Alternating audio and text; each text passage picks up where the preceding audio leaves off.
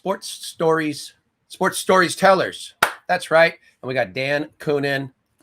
Unbelievable book. It's wonderful. It's so relevant, called Presidential Spirits, Dan Coonan's novel. And it really speaks to our better selves. It gives us hope and in a time when we could use it right now because a lot's been going on.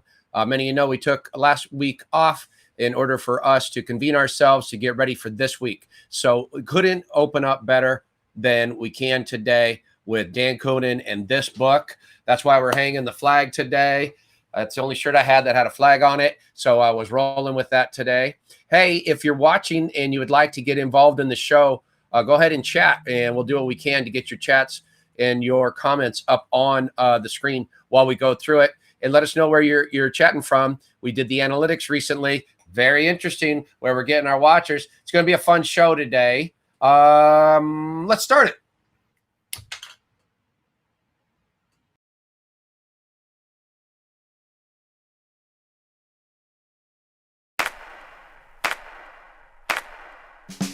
I'm a Venice, California-born, Los Angeles-based sports fan. One that has played, coached, announced, and promoted sports my whole life. My love affair with sports started in my own backyard and has led me to this podcast. Thanks to the support of the Amateur Athletic Union in East Bay, I'm excited to bring you Sports Stories with Denny Lennon.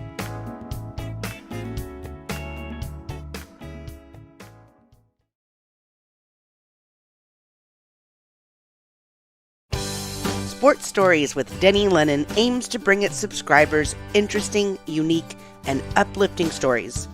You can find us at sportstoriespodcast.com. We drop audio, video podcasts every Thursday and go live at 5 on YouTube 4 nights a week. That's Sports Stories with Denny Lennon.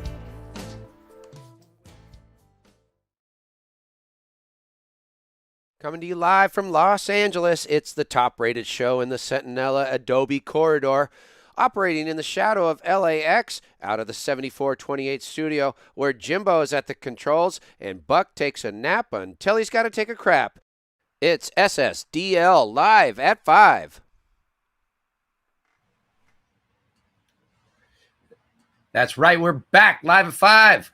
Hopefully everybody's going to enjoy today's show. I know I am. What a great book. And yes, to those of you wondering, look where the bookmark is. I have finished the book. Okay, easy, everybody. It was a great read, and I highly suggest it. I'm going to say it again. I'm going to show it again, and we'll plug it throughout. Presidential Spirits with Dan Coonan. Hey, is my family here? I can only hope my family's here. You know I need the ratings. Okay, what about my St. Mark people? Come on, Lion Pride. Let's do this. Los Angeles Catholic Youth Organization. Tell me we didn't win that championship in 2000. I know we did. What about my St. Bernard people? Right? Let's go, Vikings, right out of PDR. And then, of course, my VBC people. Going to be a fun show tomorrow night. Hope you're here with us for that. And, of course, my AAU people. Always got my back. I always got the AAU back. Defend, honor, protect the shield. All right. Top 5 states outside of California. But there is something interesting before I get to these top 5 states. You want to know what they are? You know what that is? Venezuela. We have almost as many listeners and download in Venezuela as we do in the United States. So for whatever reason, en fuego on Venezuela. I mean, who is not a Miguel Cabrera fan? Gustavo Dudamel, right? LA Philharmonic. And then I've always been a big Simon Bolivar guy. Just he's my guy. So Venezuela, we're here. Maybe it's because of the Box Cobbler's version of Vámonos Casablanca. Who knows? All right, top 5. Florida coming in. These are the top 5 states outside of California. Florida, Michigan, go blue. Texas, right? Connecticut. Our author today, Dan Coonan, lives out there, so he must be bringing a crowd. And they just can't get knocked out of that number 2 spot. The number 1 spot outside of California, Ohio, coming strong. Those Buckeyes are coming strong. All right. Well, raffle. Yes. Look at me following the show notes. We have a raffle. East Bay proudly puts up a $100 gift card, and I know you want to win that. And now here's an easy time. So all you got to do is subscribe to our YouTube, and if you already did that, then write a comment. But you do both. So if you subscribe and write a comment on your favorite recent YouTube episode, from this week. From this week. Video this week. Anything that came out this week, and we're going to go over the stories that are coming out this week. But you do that, and we'll draw it out on Friday. Okay, so that means you're following us this week, commenting, and we draw it out on Friday. Is that right? Okay, awesome. Let's. I think what's next? It's on the notes. Okay, this week. Woohoo, man, on fuego. Okay. Hey, coming up this week on all right, so we know what we got today. Tomorrow, yep, Creamy Dreamy right there. That's Kevin Lennon. He is producing the VBC show, and we're going to go over the men of the VBC calendar. Yes, the men of the VBC calendar. You heard me right. Shot some 25 years ago. You certainly wouldn't want to see this men of the VBC calendar now, but you'll want to see it back then. All right, Kevin Lennon's going to take the reins. And then on Wednesday, we have a highly relevant to the world of youth sports, Jeff Smith from the BVCA, one of the large national beach volleyball programs out there. And they run a huge tournament in Hermosa Beach that occupies that part. You know, it's a big time out in Hermosa Beach every summer. And the BVCA will give us an update via Jeff Smith on Wednesday. Then we also dig into the catacombs. That's right. We go beneath the Sentinel Adobe, where we have a vault series. Aaron Gordon will be featured when he was a high school prep player. That's right. Jake Downey will be here. He's the guy who, and then Stanley Johnson. I think you recognize him. Look at him wearing modern day down there behind the orange curtain.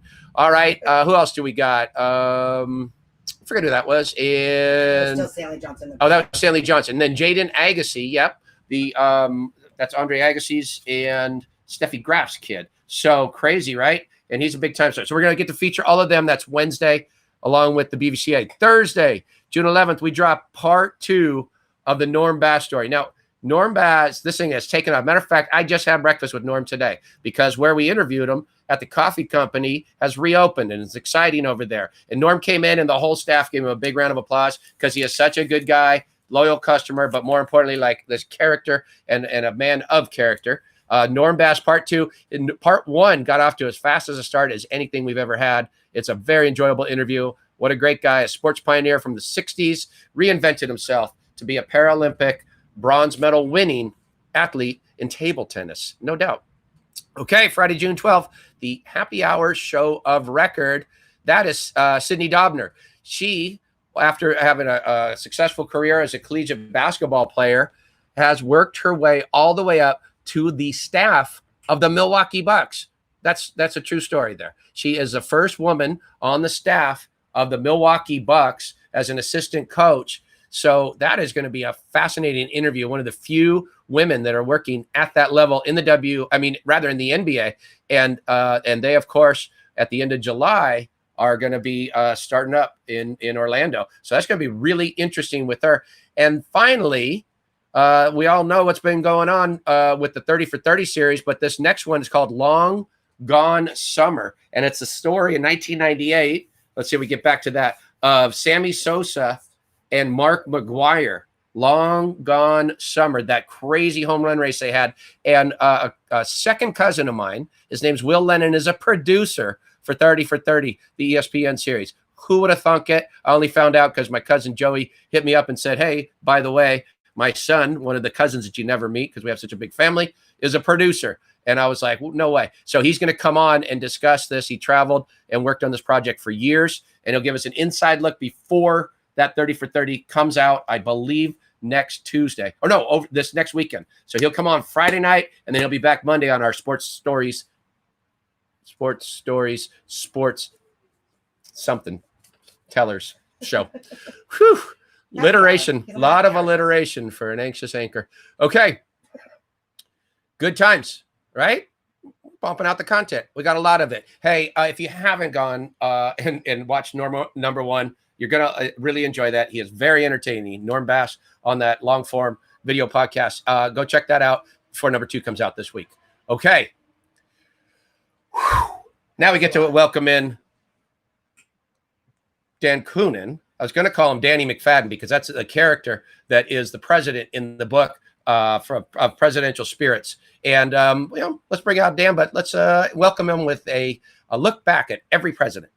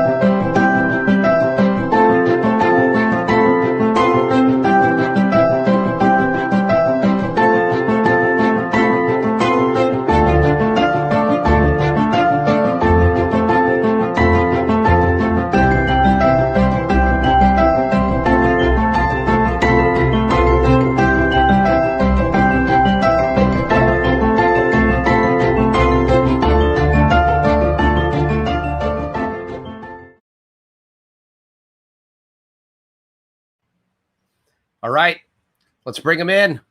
Where are you? Hopefully you're here now, Mr. President. Yes, there we go. What's up, Dan? It is an honor to be on the top rated show in the Centinela Adobe corridor. Thank you. Thank you. Well recognized. Yes. Had you ever, by the way, I know you grew up in El Segundo or in this area. Did you ever visit the Centinela Adobe corridor? I mean, the Centinela Adobe? No, I can't say I have. So birthplace of the city of Inglewood, Dan. Yeah. Okay. Well, I've certainly been there. The forum all the time. Many of like Celtics and you name it. Yeah, it was like the Daniel Freeman's house and stuff. But we're just proud to be number one in this corridor. So, awesome. Hey, speaking of number one, it's your first book, but it's as if it's a work of art because it's so much fun, and you've been getting great reviews on it. Congratulations on this. Thank you very much. I'm impressed that you read the whole thing. It's not a short book. It is not. Later on, we're going to have a 9-year-old interview you at the end, and she read it much quicker than I did and probably retained more. But I like the premise of the book, retained it with, some spirits along the way, which made it all the more enjoyable. So for those that haven't, why don't you give us, a quick little synopsis about what has been called to like a love letter or a wake-up call to America, this book? Yeah, so I don't know. I got inspired. Part of the inspiration was really what's going on in the country. Some of the stuff that's happened recently is a reflection of what the same kind of stuff that's been going on for several years. The polarization, and I it just kind of motivated me to, I used that theme. How can I write about that and try to do something to make it better? I coupled that with kind of this fantasy I've had. I love movies like Field of Dreams and Midnight in Paris, and I just kind of took that concept and applied it to the political world. And I came up with, gosh, what if a moderate president had access to every former president in a saloon at night? And what if? And I think this would happen if, as crazy as it sounds. What would that be like? I really think those presidents would want this president and the country to be successful, and they would kind of shed their political baggage and their partisanship and would be cheering for him. And that's kind of the premise of the book right there. And I just had a lot of fun with it. To say I had a lot of fun with it is an understatement. I loved writing the book. It is. It's so much fun. And speaking of polarization, you imagine that Hillary Clinton and Donald Trump both were brought down by their scandals and their baggage that they had, and that a moderate independent, that would have been appointed to a Senate seat, ended up actually winning and then getting in there, but having this very difficult time getting anything done with a polarized Congress. And although he was still enjoying favorable ratings with most of the populace, sent out the message that, most of us really want our country to do well and don't want to see all of what's caused all of this polarization. Right. Actually, the center of the country, those that view themselves as neither Republican nor Democrat, those numbers are now exceed the Democrats and the Republican. It's 43% roughly of people that aren't Republican or Democrat, and Democrats are more like 33%, and Republicans maybe 28 or so, roughly that. So that reflect the book kind of reflects that, where he was somewhat he had favorable ratings because those independents, but that didn't help him with either party. So right. And it's very telling, I think. It is. I'd like to stay in right down the middle here ourselves and not be highly engage in too much politics. But he faces some very important issues, whether that's a mass shooting at a school, whether that is how he could even get reelected when he didn't go far right or far left on anything. And so he goes to this mystical place that only because he's holding this coin that has been passed through every president, right? And he's alone. He's got to be a president, right? So he goes and where it was like a storage area on the third floor, but on certain nights, it's this hopping saloon. Yes, yeah, right? and he can use it he uses it as an escape. Yeah, and he enjoys it because he's kind of getting beat up in DC. But pretty soon he starts to think maybe these guys can help me and help me craft a solution. So, which was going to lead me to my question: should we imagine that our current president were interested in other people's opinions? If what do you think the former presidents would tell him about what's happening in our country right now, where we're at this unbelievably pivotal moment in our country, which is both inspiring and it's also making us all collect our thoughts? Right. Well, without getting too down a political path, I think the presidents the advice they give this president in the book really about unity and about bringing us together. I think it's fair to say that I think President Trump he appeals to his base, and that's what he views as his job. He wants to get reelected, and I think these presidents, given how he's responding to this and some other things, might say, just let's try to get the whole country unified. And I firmly believe that they would, as ridiculous as it sounds to even imagine it. And you can kind of see it when former presidents get together, like at Barbara Bush's funeral and George H.W. Bush's funeral. The camaraderie there was pretty good, and I kind of think that's the dynamic that would happen in that saloon for the most part. I think so too. I was going to ask you a couple questions about people that make up that saloon. Before, though, I didn't want to forget this. One of the things I really admired that you did in this book, and I hope is the memory, is how you treated John McCain. I thought that was just brilliant, awesome for an American hero to have whose end of his life, was difficult, for you to revive and give honor to him at the end. And it was a beautiful relationship between Danny McFadden and McCain. Great relationship. It was so cool. Well, I loved writing that part. I've admired John McCain. It's if you can't read the book and not understand the types of things I admire, and I admire when somebody sheds their party allegiance to do the right thing for the country that they think is the right thing.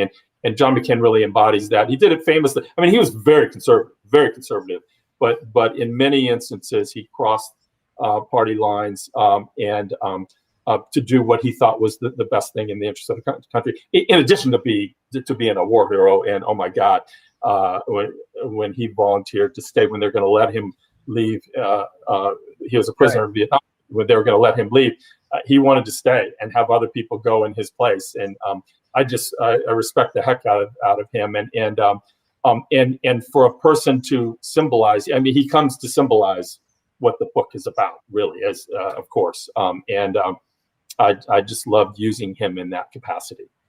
And some of it, I don't know if it was a suggestion of what our Congress can do, but for instance, as president, McFadden goes through this situation where there's a horrible shooting at a high school, and then he's at the wake, the funeral, and asked to speak, and he gives a rousing speech, but then is told at point blank by those members of this, these hurt people, like, get something done this time. And you kind of walk through all the mechanics of how difficult it is to get something done, but at least you can get something done, which is the ban on assault weapons. Right. And I didn't want to go all the way on gun control or anything like that. In almost all these, I wanted to tackle all the difficult issues and all the polarizing issues. And when it came to gun control, I just isolated assault weapons, and I wasn't going beyond that. But I'm like, gosh, and that's where America is. America wants us to get rid of them, but because of the stranglehold that you can see, and I kind of walk through how McFadden tries to deal with this in the book and the obstacles he comes up against. It's that same scenario has played out many times in the last 15, 20 years, unfortunately. Yeah, it has now. One of the through lines. So, well, what I was going to say about that was what was interesting, like people could get like where this book is that in the saloon, the presidents might convene in different ways, but they're getting together and the drinks are coming, but then they get down to business and they start to give advice. But, guys like, Jefferson and everybody who preceded him, they have no idea what an assault weapon is, of course. So then it has to be explained to them.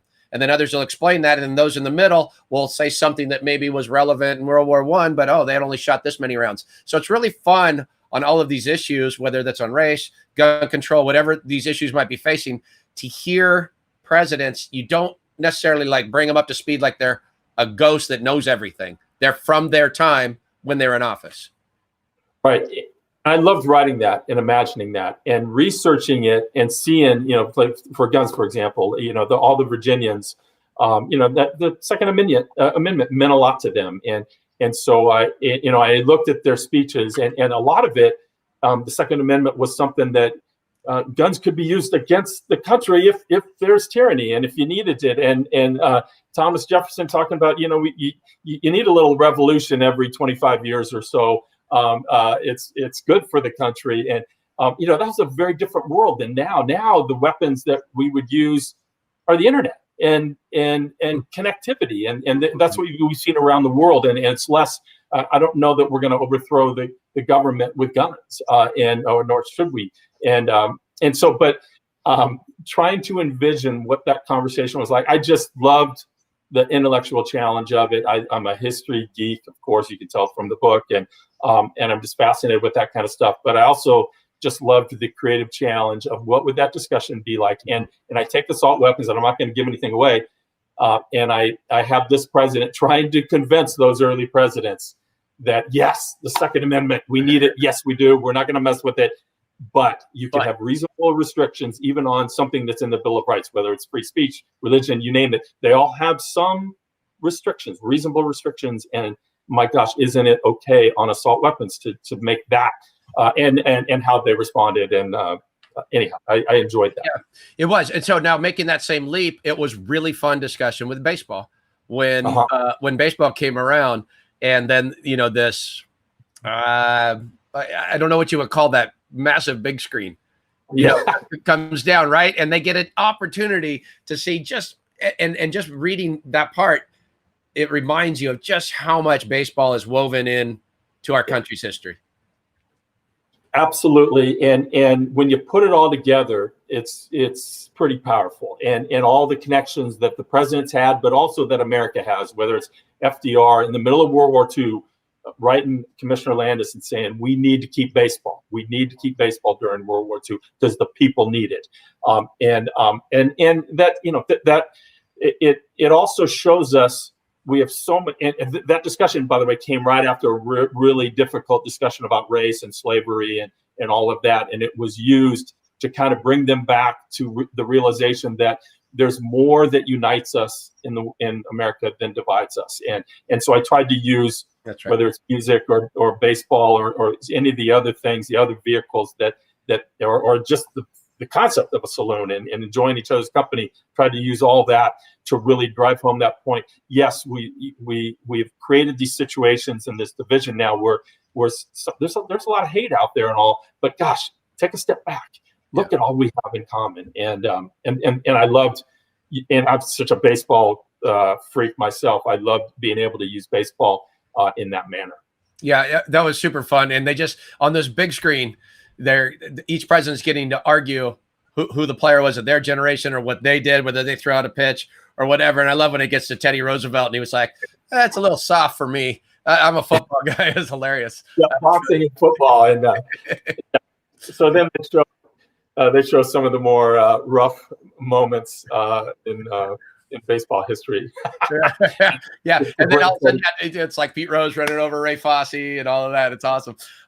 So there's characters in here. There's the other thing that lends itself to sports as well is so much, there's so much important, and I'm a lifelong coach in nicknames, because nicknames are important. It's a way to get somebody kind of fired up, gives them that place, a different persona. They can go to the extra mile. Everybody else rallies around nicknames. And it's so funny how George W. Bush is it, well, one, he goes by like Otter, right, from Animal House, but he's got a nickname for everybody, and they're so funny.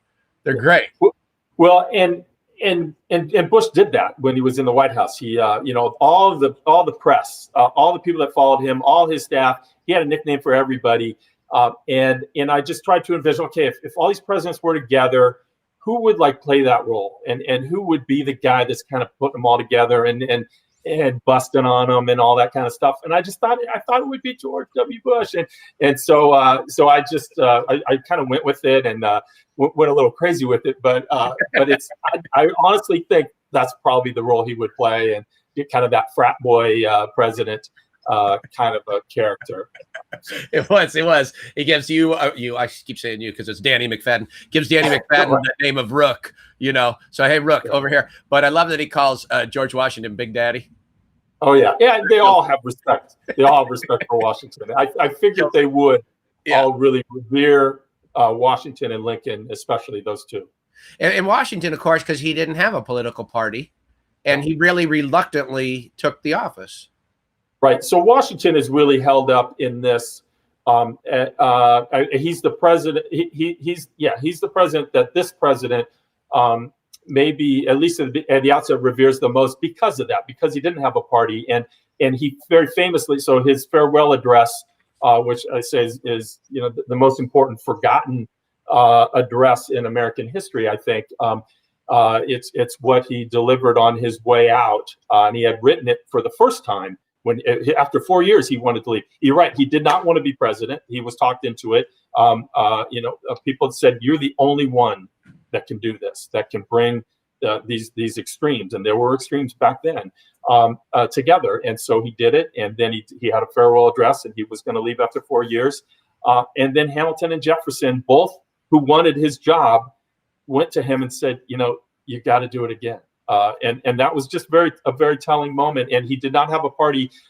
And so he was like the ultimate reluctant president and uniter of the country. And so McFadden, who was also, I create a scenario in the book where he is a reluctant president as well, of sorts. Mm-hmm. And so he kind of reveres Washington. I even lead the whole thing with a quote from McFadden about Washington. But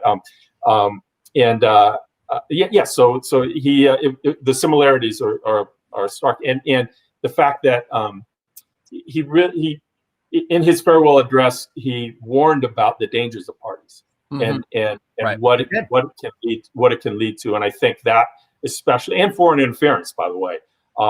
You can go back and read that, and so many things you're like, oh my God, was he talking to us 250 years later? Yeah, it's wild. There's also some other characters that are great. Satch, who is in effect, it's not called a butler, but what's that position called that serves the president? Valet. The White House valet kind of oversees all of the staff of the White House. Yeah. Yep. And he's a great character, and that's got its own storyline. And then Shields, is it Shields? Yeah, Shields. So a former slave who was Christopher Shields was actually a slave that Washington had, that worked at Mount Vernon. His mom worked at Mount Vernon as well, and he was a kind of a body servant for Washington, and a bartender and a waiter, and so I did some things with him. I thought the great irony is, if you have a saloon like this, I made Christopher Shields the manager of the saloon. So a former slave of Washington's is running this saloon, which to me, that just seemed somehow appropriate to tell this story. Yeah, it does. And are you surprised that it plays so well right now in what we're dealing with in our country? It's fascinating, some of the conversations they had in the saloon about race. It's fascinating that you can show, in effect, that he can run the bar, right? And everybody will defer to him because he's clearly in charge, and he's regarded based on merit. But we're still dealing with this issue. So I mean, it's really a relevant book for now, although it was published, a year ago, I guess. Oh no, it actually just came out in April. Well, I mean, you finished it a year ago. I'm sorry. Yeah. no, I started in 2017. You're right. Yeah. You're right. Yeah, Yeah. absolutely. Yeah. And I finished it. I finished it in a year and a half, so it's probably been finished for a year and a half. Yeah. Okay. Yeah. And then we have some other things in common besides both wanting to be president. That's you see the flag behind me. We both grew up in Los Angeles. Put in our 12 years of Archdiocesan, Los Angeles Archdiocesan schools. But then you went big time going to Notre Dame. But tell me a little bit about growing up in El Segundo. Yep. Great experience. Grew up a big Irish Catholic family, a lot of brothers and sisters, first ballot Hall of Fame parents, no question. So it couldn't have been a better environment. And El Segundo was and still is a baseball town. The Brett brothers were older than me there. By the way, Denny. Look at this. That's fine. My brother Dennis probably won't like that because he's not in it yet. He's on the way, I think. Picture. So give a little shout out to everybody here. Okay, so that's my sister, left to right. My sister Nora, the baby, and obviously my dad right there, Tom, and then Katie to the right. My mom, that's myself, right in the center of the family, which is very symbolic. I think the way I think any one of them will tell you that the family kind of revolves around me. And then we got Tim and Terry, who are twins, on the far right. Love it. And I know your parents as well as your family growing up, because I was at a Catholic school that they both were instrumental at, and a blast to be around. So I loved when I saw that picture. Yeah, it was good. It was good to see them. Now, and then you spent, after graduating Notre Dame, you did a little bit of work in politics. Yeah, well, yes. So I went to law school because I wanted to, I was interested in a career in either athletics or politics, and I thought a law degree would help me in either one of them. And but then I got a nice offer out of college, out of law school, and to practice law, so I did that. But then, after 7 years, I thought, why don't I go back to what I wanted to do in the first place and what I'm really passionate about? And so I left the practice of law to help run a congressional race, and I loved doing it. I just loved the concept of sinking my teeth into that, because I had kind of sent some resumes to Capitol Hill and wanted to try my hand, just see if a job like that would interest me. And so I loved running or helping to run that race. I woke up from the day after the victory party. She lost. I had just a little bit of a hangover maybe, and no job because the campaign. And I would have gone to DC with her. I mean, she had told me, I want you to come to DC. Wow. And I would have done that. And who knows what my path would have been. It's funny how those things work, but it was an eye opener. And actually, I used a lot of that in the book, because I saw firsthand these political action committees. I saw when the mail came in, they would literally, Denny, they would say, if you can check these 4 boxes, we'll send you a check. And those 4 boxes were, I will vote, blah, blah, blah. I will, I mean, they're all, and it wasn't like, it wasn't even trying to hide it. I'm like, oh my God, and I shouldn't have been so naive not to think that would have happened. But I used, that experience was eye opening. I saw the money in politics. My God. I also saw there was a campaign consultant, a highly paid campaign consultant who worked on a lot of these, who came in for a couple of days. He looked at me, talked to me. He goes, you strike me as someone who can write a letter. Why don't you write a campaign fundraising letter? And I did. And he saw it, and he goes, no. You got to dumb it down. Come on, and go negative. And I'm like, oh my God. And so much of McFadden's rant on the Senate floor about what's the problem with politics came directly from my experience in that campaign. I think you're on Friday before last, and we talked about you had a career in collegiate athletics, and you currently you're still the commissioner of the ECAC. Yes. Yep. Good. Yep. Good. And crazy time in college athletics. Where I'm hoping there is college athletics this fall. I know. Yeah, there a lot are at risk. I want to keep moving, so we're gonna be stepping aside for a quick little commercial here, and then when we come back, we got the brains of the operation, besides Christine, of course, which is Alexandria, who will got some questions for you. So prepare yourself. Nervous. I'm nervous. Yeah, you should be. You should be. All right, we'll be right back. Pretty soon.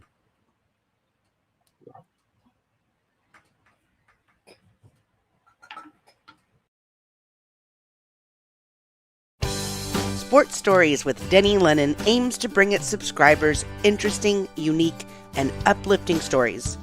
You can find us at sportstoriespodcast.com. We drop audio, video podcasts every Thursday and go live at 5 on YouTube 4 nights a week. That's Sports Stories with Denny Lennon.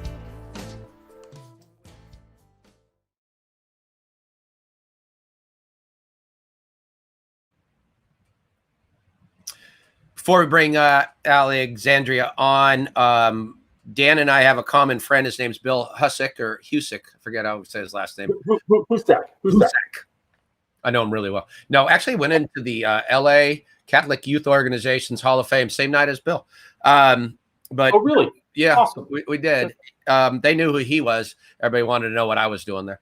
But he was the athletic director at Loyola Marymount, among other positions in athletics. But it was really sweet what he said. He said, I learned, I cried, I became hopeful.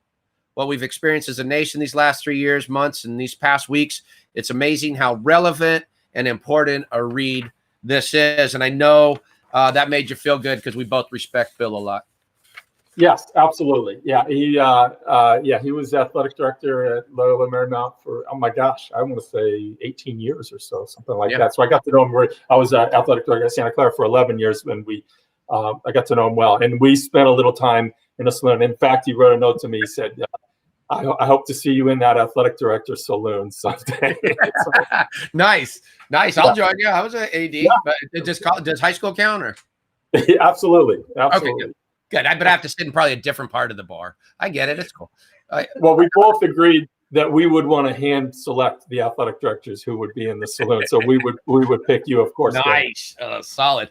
All right. Hey, okay. So buckle up here, Mr. Author, because she's already she comes strong, and she's been, I think, 3 or 4 shows so far. She reads these books, knocks them out, and then asks some very pointed questions. But the fact that she's 9-year-old, don't let that throw you off. I won't. Believe me, I won't. All right, let's see. Alexandria, are you there? Hi, Alexandria. Good evening. Woo! Yeah, we got you, and no echo. We're all good, Alexandria. I like how you decorated the place. Solid. Yep. Very cool. Very cool. Take it away. This is where the ratings go up.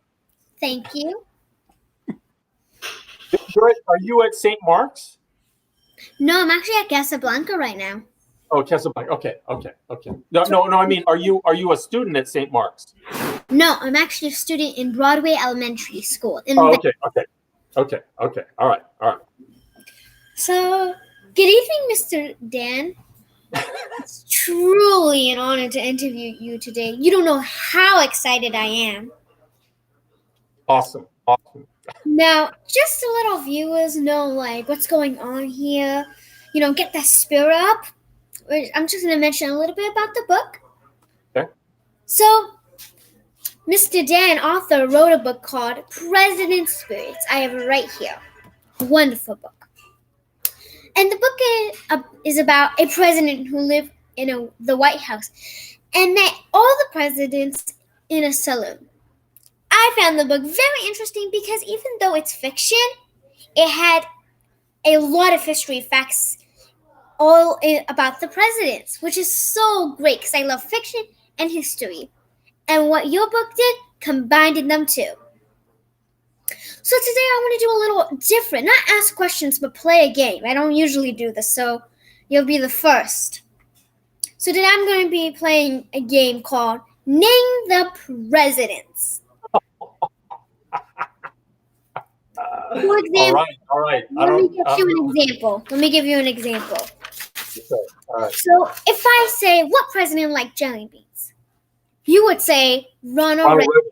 Ronald Reagan. Ronald Reagan. I got that one. At least I got one. Okay. All right. And if I say which president was the teddy bear, and which president was named after the teddy bear because he Teddy, hunted bears.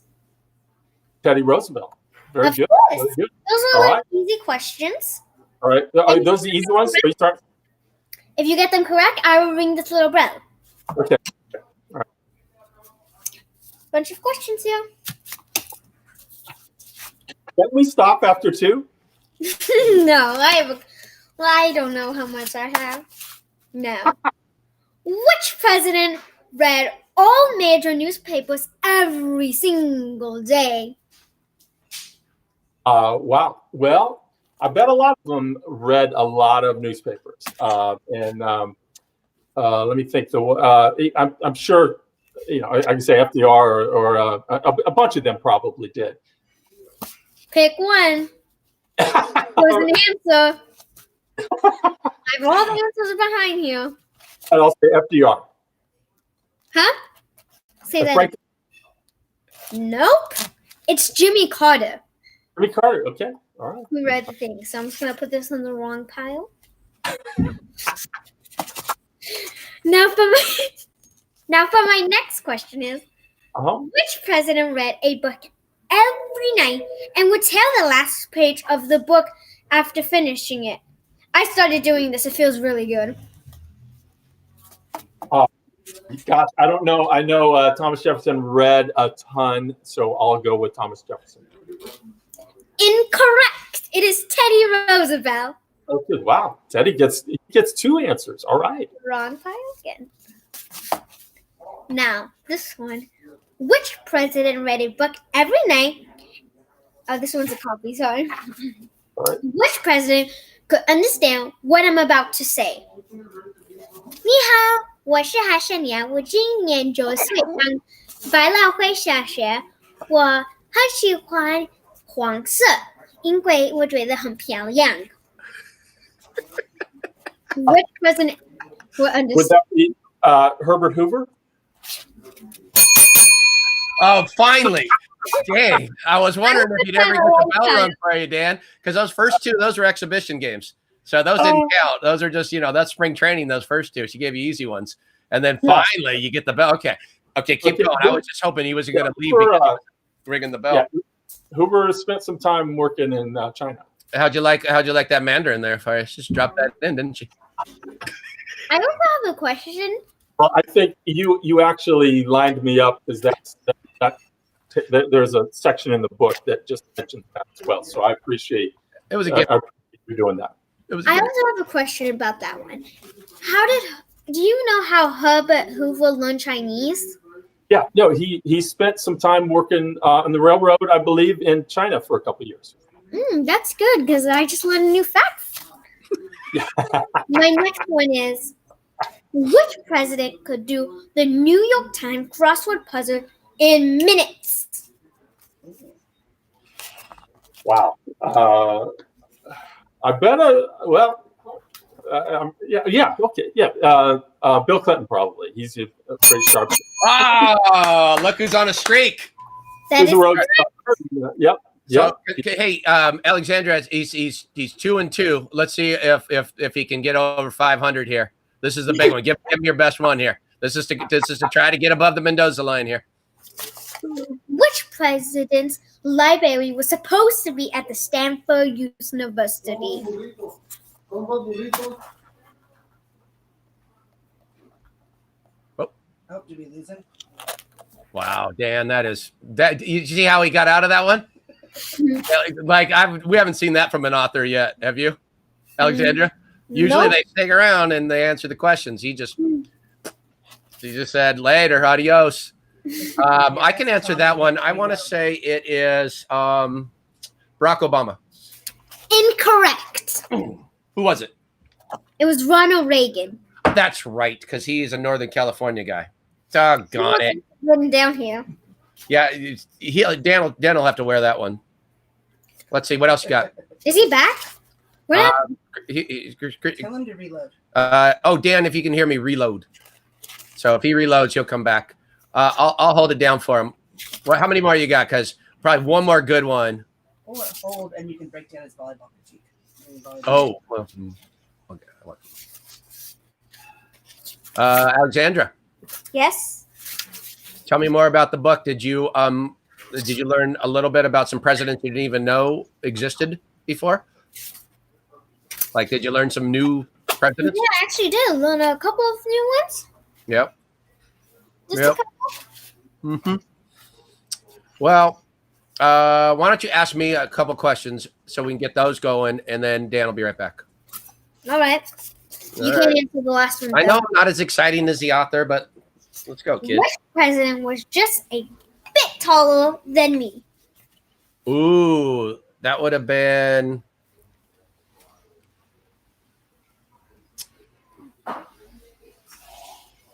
Warren G. Harding. Incorrect. Warren G. Nope, it's James Madison. Jimmy Mad. That's right. That's right. That was in the book too. Are you sure you can do this, Denny Lennon? Yeah. What's that? Are you sure you can do this? Yeah. It's a little difficult. Let's go, kid. What? Okay. Really? Which president was the first and only Eagle Scout? My sister is almost going to be an Eagle Scout. Really? First and only Eagle Scout. Teddy Roosevelt. Wrong. All right. Whatever. It's President Ford. You used to be a lot more fun. No, you're fun. I just missed all of this. This is good. This is good. You did your homework. I'm appreciating that. If Dan comes back, That's two for the author. so how many did me and Dan get wrong? Let me calculate them. Yeah, I please. can keep them in the pile. Yeah. 1, a 2, a 3, a 4, and a 5. Huh. 2 and 5. What's not right is 2. Yeah. Okay. 2 and 5. What are you gonna do? Hold on. Dan might be back. But you can say goodbye to him. Tell him he did terrible. Hey, Dan. Apparently you went 2 for 7. Well, Denny tried. Dan's audio. Hey, this next one, Alexandra, make it for 5 points, and we'll see if he does. Dan, you got your audio back yet? All right. I'm sorry, we lost power. I can't believe we lost power, but I wasn't using that just because it was a tough question. Yeah. But if this is a tough question, it might just happen again. Well, Denny Lennon tried to do it, but I went 0 for 3 while you were gone, so you got to pick up the pace. So I'm 2 for 2. Well, actually, when you talk about the Mendoza, even if I lose this, 2 for 5 is still 400. That's still There's 5 wrong and 5 wrong, 2 right so far. I have 2 more questions left. Shouldn't have asked for this. All right, go ahead, Alexandra. This is the grand finale. Now, I have another question behind this. Just one. Which president was the first one to be born in the United States of America? That would be, well, when America was. How about if he was born in the place that became part of America? It's just which one was born in the United States of In the America? colonies. Hold on a second. Take a guess. Take a guess. Take- Don't look it up. That would be.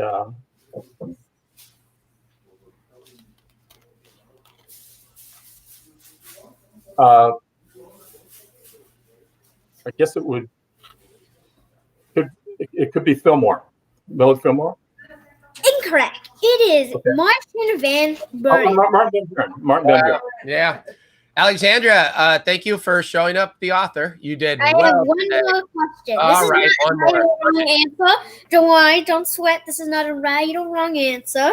Okay. All right. Bring it. And now what all my fans have been waiting for. Would you rather win a Pulitzer Prize Pulitzer? or meet your favorite president? And you could go out with lunch with them, whatever you want. Favorite president or Pulitzer? Well, what? Say that again? Can it be any president, living or dead? Yes, any president. I would choose that. Yes. All right, that's a good question. Thanks for playing. Alexandra, that was solid. I like you putting him in his place because he was thinking about becoming president until that interview. Bye, Alexandria. Thank you so much. I appreciate it. Good luck to you. Like bringing on 9-year-olds to make our guests look like hilarious. Oh my goodness. Oh, that's pretty funny. I got Van Buren. I should have got Martin Van Buren. Yeah. Well, I didn't exactly hold up our number for us. All right. I got some more questions for you, but these are rapid fire, so you can do this. You ready? Okay. Yeah. All right. What was your first pet's name that you remember? What pet did you have? Our first dog was Fully, a collie named after a Notre Dame running back. Nice. What was O'Brien? What was your favorite sports team growing up? Favorite pro sports team?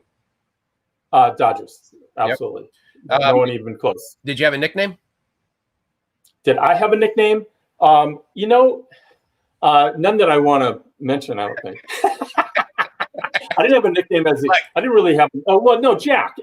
Yeah, okay. At St. Anthony's, I was a wide receiver. They called me Jack because Harold Jackson was the Rams wide receiver, and our quarterback, they called him Hadel, and they called me Jack. Number 29. I remember him. Oh, do you? Oh, yeah, absolutely. What was your favorite board game as a kid? Oh, we had some pretty epic Monopoly games, I think, as kids. So I would have to go with Monopoly. What today is your favorite main dish?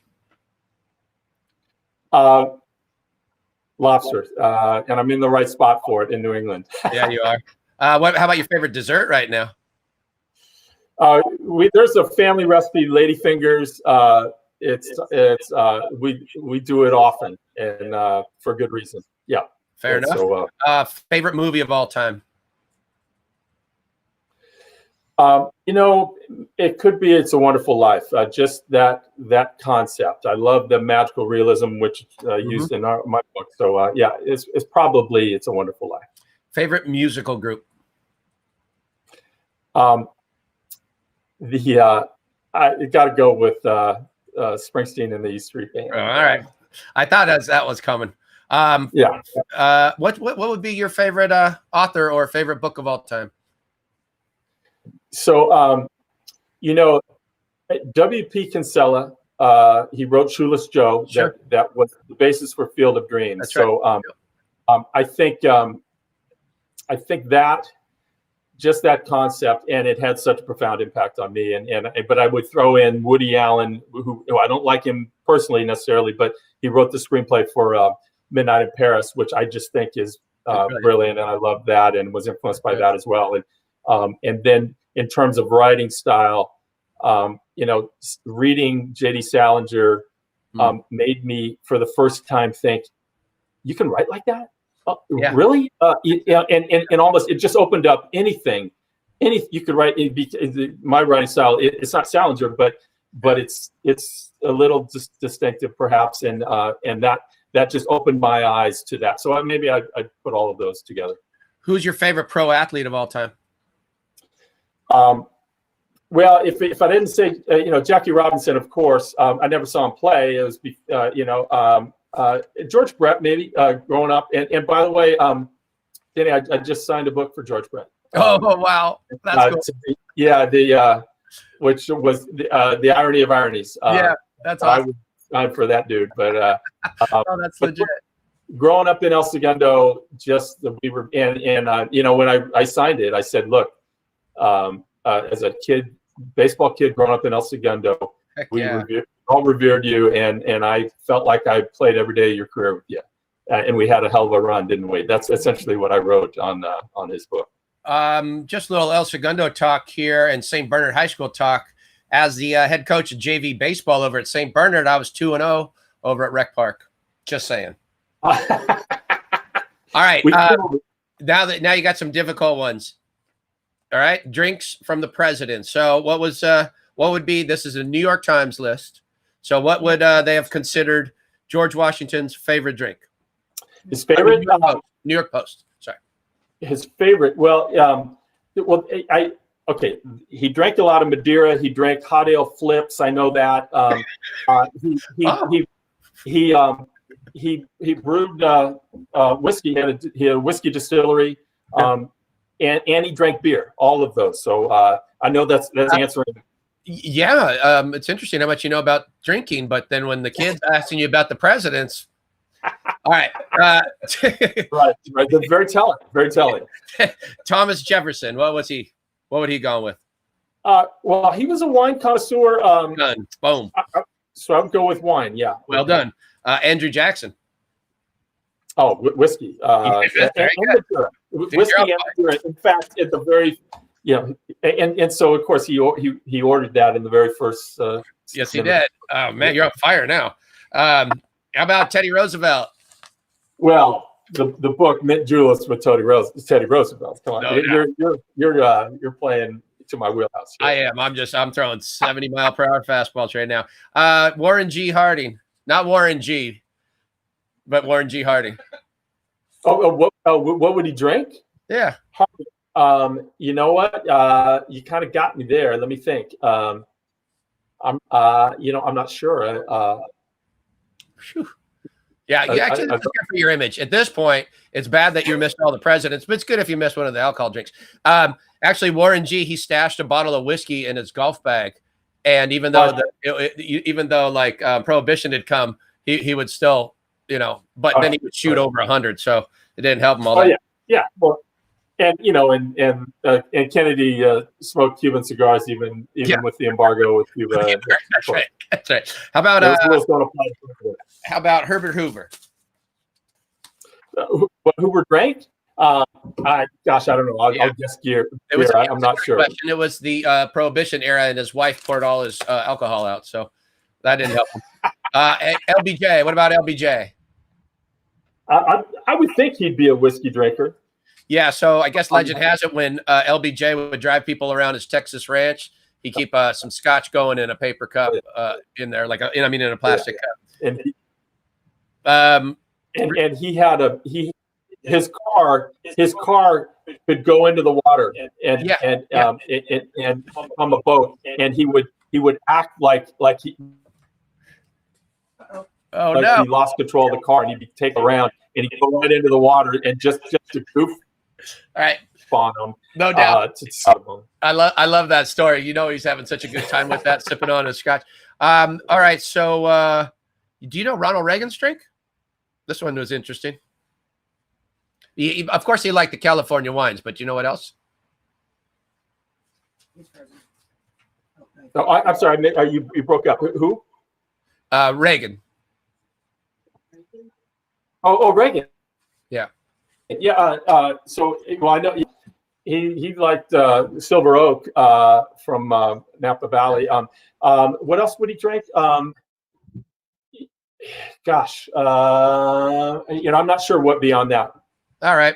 How about this guy? What do you think this guy liked to drink? Let's see. We got a picture of him.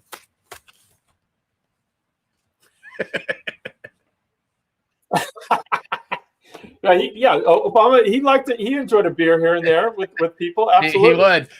Finally, I got one more picture, Dan, just so I can. You asked me to critique you in the spirit of the Venice Backyard Championships that we used to run in the backyards of Venice. You said, "Hey, I got a court in my backyard that I'm playing with my kids on." We do. We played yesterday. You played. Yeah, this is beautiful, and I'm just gonna break this down for a second. Look. If you're passing the ball with your legs straight like that, you're not going to get much accuracy. I would have, had to pull you out of your mom's class to give you a little extra, let's stay low. And, but I do like the platform a lot. I like the platform. We're slow, but I explode, right? Yeah. I would have just liked to see the bottom half a little more still, but I do like that you're just absorbing a heater. Like it looks like somebody came strong and you just picked that up and said, what else you got, son? Yep. Not bad. It was one of my sons. My two sons are on the other side of that court. I haven't played this much volleyball in my life. We're out there almost every day. It's pretty cool. It's pretty. That's my daughter right there, who's at Marquette, but she's been with us now. And my son from UC Davis is home, and that is brilliant. My son, who's a sophomore at high school here, is home as well. By the way, Denny, when I was the athletic director at Santa Clara, I practiced with the volleyball team once, and they took pictures, and those pictures made it into Volleyball Magazine. So I had really no business being in Volleyball Magazine, but I thought you'd be impressed with that. I am impressed. Nearly as impressed as your derailed run for president when the 9-year-old took you down today from Casablanca, but it's all right. Hey, I can't suggest the book enough. It's a call to our country to do what is right and come together. I love the tagline that's been associated with it, which is "We're better than this," because we are, and we know that. And so we're going to step up to this great challenge we're all facing, and part of that is comes through in the book. So I'm really proud to that you did this. Really proud, and it made me reminded me what it means to be an American, and it made me proud to be an American reading that book. Well, thank you for saying that. On something like this, you hope it finds an audience and can get that kind of reaction from some folks. So I appreciate that very much, and thank you so much for having me with you guys. It's been great. I love it. We'll keep pushing the book on our end, and you keep doing the good thing, Dan. It's good stuff, buddy. Awesome. Okay, cheers. Later, bud. Cheers. I don't get slid off. No, that's only on the Friday show. It's a good question. We're much more kinder to our storytellers. All right. Okay. All right, I'm gonna go have an Obama. Yeah, ever since the ad break. Okay. So the book is available on Amazon. I don't know if it's in audio form yet. I think they're working on that. But you could also just go. Christine will show the website once again here. I think it's Dan Coonan author. Yeah, Dan Coonan. author.com, and if you go there you can pick it up, and if you read carefully and study, you could be as smart as a 9-year-old. It's pretty it's really a good book, and it's a call to all of us to do our best. All right, it's good to be back on. It's going to be going tomorrow night, VBC show, Men of the VBC calendar. What? All right, Kevin hosting, going to be on point. All right. Dean Martin's birthday or something, right? I think no, I don't think so. Oh, well, maybe it is. Was it Dean Martin's birthday or somebody's? So here's a little box cobbler celebrating old Dino. Volare, cantare, whoa.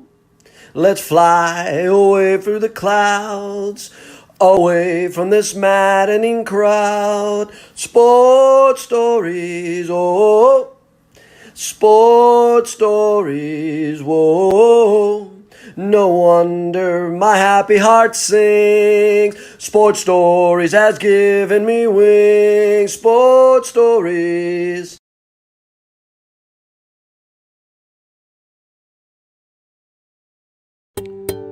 Sports Stories with Denny Lennon is supported by the AAU. Find a local event and join at aausports.org. And remember, you can catch your favorite amateur sports live stream, replays, and highlights at ballertv.com. Sports Stories, along with East Bay, supports the Heroes Movement, a nonprofit that bridges the gap from mental or physical therapy to getting strong again through strength and conditioning workouts. This free service is available for any veteran of the United States Armed Forces. Visit heroesmovementusa.org for more information. Sports Stories, along with thousands of people across the country, also supports the My Stuff Bags Foundation, a nonprofit that provides traumatized children with new belongings and new hope. Learn more at mystuffbags.org. Sports Stories with Denny Lennon is a production of Sports Stories, Inc. and is available on Apple Podcasts and YouTube or wherever you listen and watch. Don't forget to subscribe, rate, and give us a review. It really helps spread the word. You can find all our social media links, archives, and other info on our website at sportsstoriespodcast.com. Special thanks to the John R. Wooden Course and Wooden's Wisdom. Original music for Sports Stories is courtesy of Lennon Music Productions. Original images by Sienna Lennon Photography. Sports Stories is produced by Christine Jimbo and Marley Rice. Sports Stories is edited by Bob McCall. Additional staff include Ray Castro, Teresa Dolan, Jake Downey, Carlos Haro, and Buck Magic Lennon.